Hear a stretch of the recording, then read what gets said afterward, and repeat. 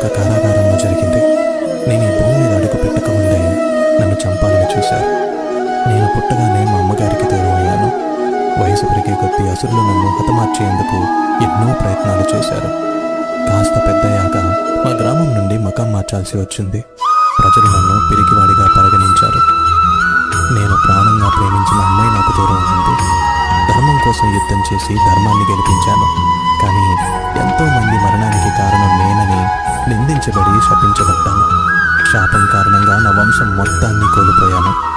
కిందటి జన్మ కర్మ ఫలితంగా కేవలం బొటన వేలుకు బాణం తగిలి నేను మరణించాను. ఇంత జరిగినా నేనెప్పుడు ఫిర్యాదు చేయలేదు.